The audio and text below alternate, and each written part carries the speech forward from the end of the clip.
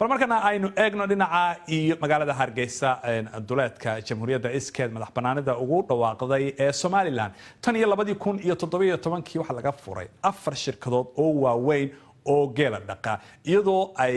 iminka ay sii badanayaan dadka cadka iyo caanaha geela isticmaalaya waxa isbedelna uu ka imanaya habkii loo dhaqan jiray geela ee reer guuraaga Cabdiraxmaan Binaan Xaaji Daahir ayaa dhawaan booqday xarumaha geela ee Hargeysa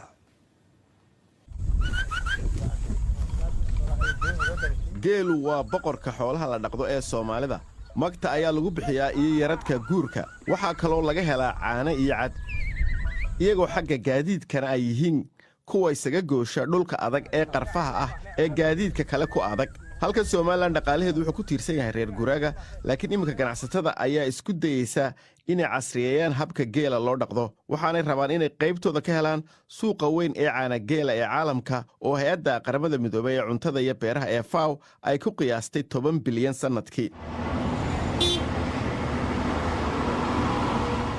geela ayaa meel walba lagu dhaqdaa magaalooyinka saxmadda ah iyo dhulka hawdka ah labadaba inkastoo aanay jirin qiyaas rasmi ah oo la hayo tan iyo sagaashamaadkii bilowgoodii waxaa la qiyaasaa in Somaliland dadkeeda in ku dhow 70% ay xoolaha ku tiirsan yihiin sida ay sheegtay wasaaradda qorshayntu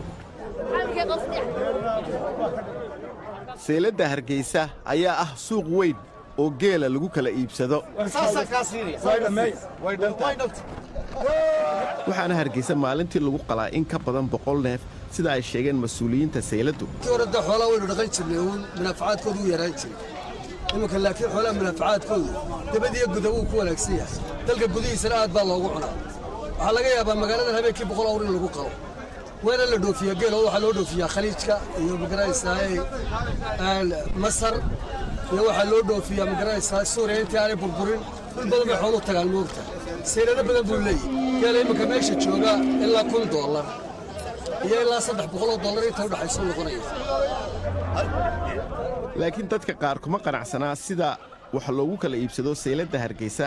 gaar ahaan haweenka ganacsatada ah annaga waana laga amaahdan lama siiyo de wallahi waanu iska wanaagsan laakiin xoolo naguma soo noqdaan dam dadka xoolaha keenanayaan waana dhaqan yaani hirgalayo dadkan xoolaha iibiya ay hirgaliyeen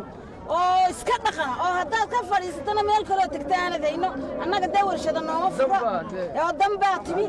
warshada nooma furo haddii bidinkeeda leeyahay meel kale kuma xidhninaan ilaahay ahayn waxaa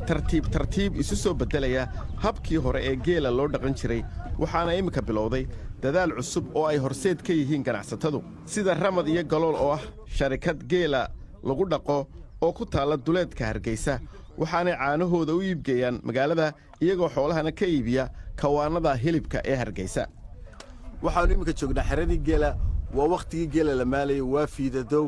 marka waxaan rabaa in dadka imika geela inta badan aan arag ama qurbaa jooga ama magaalooyinka jooga ee Soomaalida aan xusuusiyo 3 qodob oo ay tahay inaad ogaato markaad geela maalayso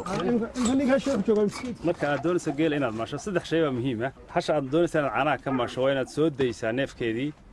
waa inay ogolaataa inay caana ku siiso godol baa la yiraahdaa marka hashaasi waa la godlay marka ay godlato waxa loo baahan yahay hashaas in qof yaqaana sida caanaha looga lisaa inuu liso